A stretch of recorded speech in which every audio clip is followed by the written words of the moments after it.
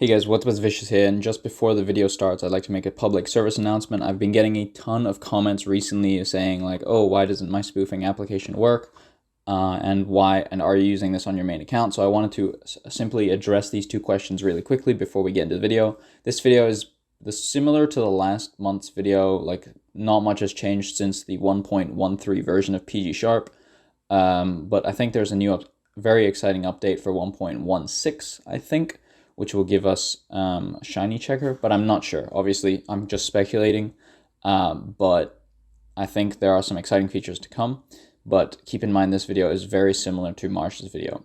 So the two questions that I constantly get: do I use my main account to spoof? Yes, I do. Second one, and of course I use PG Sharp. And second one, why is it when I teleport to a location I cannot catch things? I cannot spin PokéStops and I cannot catch Pokemon. This is because you're soft banned. If you need to know more information about it, I'll make a video on it.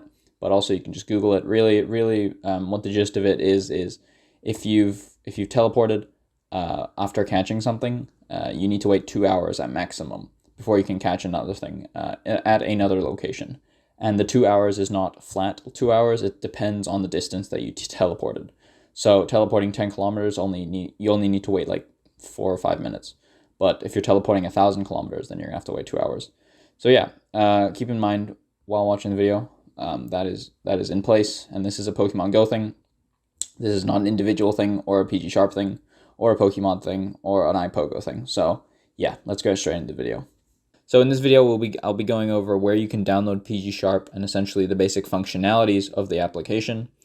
And hopefully this application can help you guys effectively spoof in Pokemon Go and play the game how you want to play it.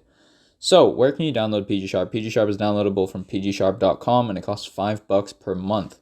You can pay with, I'm pretty sure you can pay with debit, credit, and PayPal. And then of course you can cancel at any time. PG Sharp also does come with a free version, which does not contain, which removes some of the features, including things like auto walk, as well as I think like quick catching and animation skipping. Those are the main features that you do not get with the free version. But of course, if you are unwilling to dish out $5 per month, you can use that. I would highly recommend the $5 version a month though. I play the game semi-regularly, and I definitely think it's still a worth it deal. So let's get straight into it. So first of all, before we actually go into the direct features of PG Sharp, I'm going to go over the settings. So obviously, once you buy the $5 PG Sharp PG Sharp code, all you need to do is activate it by downloading it. Obviously, make sure you uninstall the regular version of Pokemon Go first, because it is a modded application.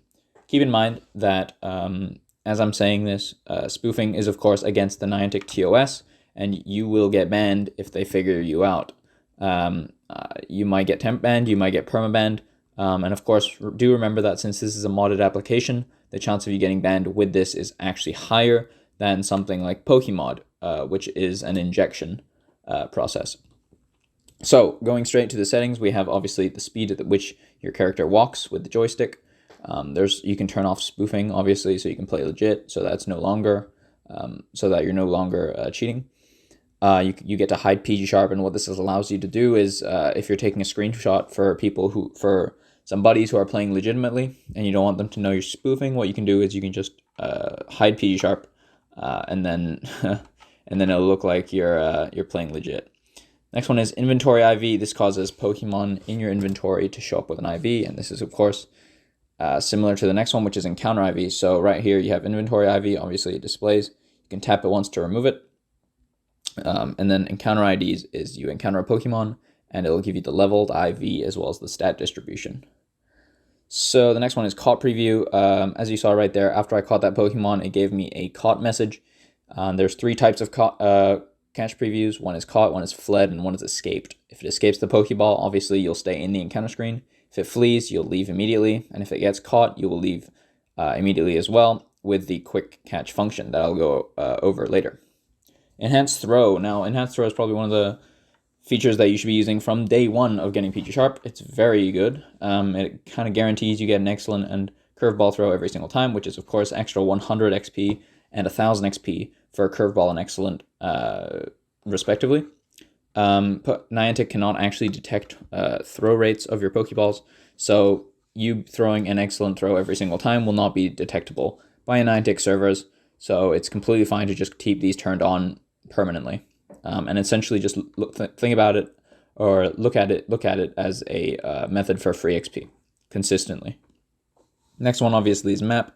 You're going to be wanting to turn this on permanently. The next one is tap to teleport or walk. Essentially what this allows you to do is when you have it turned on, you can tap on the map and simply teleport there. Of course, if you have the walk function, what you can do is you can tap on the map and then you can walk at the speed that you're currently set at, and then you will walk to that direct location. Next thing we have on the settings here is the nearby radar. Now, the nearby radar and quick sniper are two features that came out in 1.12.0 of PG Sharp, and by activating them, it gives you two different feeds that you can use. So obviously this one is the radar, and then this kind of just detects Pokemon that are near you. Not very useful since you're spoofing already, right? And the next one here is obviously the quick feeds feature, which is a little bit more useful. What you can do is you can set the feed to whichever custom feed that you want, which we'll be going over later in the video, and you can link it to that, and then it just becomes a tooltip on the side of your screen next to next to your character. So it's just more convenience and it's better UI. Continuing on, we'll turn these off for now. Quick catch, obviously I've talked about this before.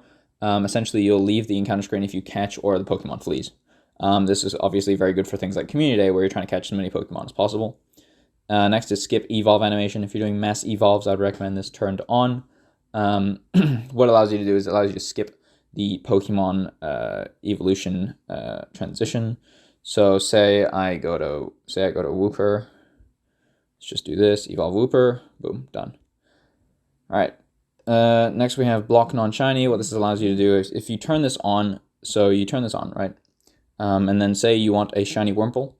You're going to click it. If it's not shiny, it won't even go into the encounter screen. So you can use this to save a lot of time, especially if you're shiny checking.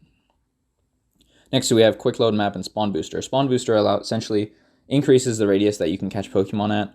So this Rattata I probably could have called that Rattata, but it increases your Pokemon like view range slightly. So it's okay. It's not that bad. I just keep it turned on permanently. Next one obviously is quick load map. Now, quick load map, I haven't really noticed much of a difference, but for some people it does help in loading the map and the Pokemon as well as PokéStops a little bit quicker than normal, which is nice.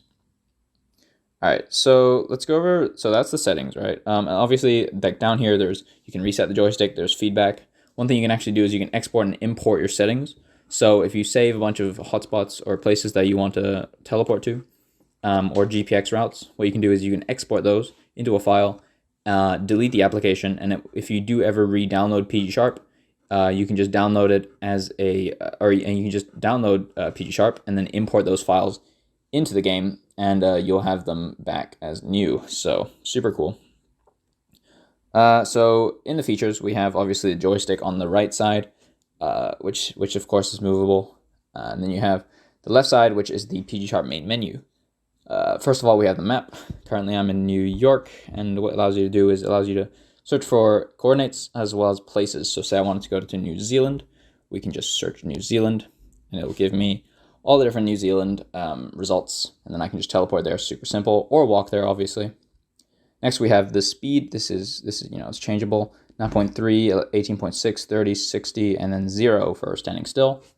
Next, we have auto walk. Auto walk is pretty useful, and only, of course, remember this is only for premium. If you click auto walk, it gives you a number of point of interest numbers around you. So POI numbers 1, 2, 4, 6, 1.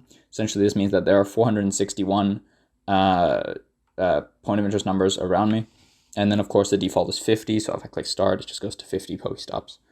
Next one is feeds. Now, feeds is very useful, actually. And I'll be going over how to use one.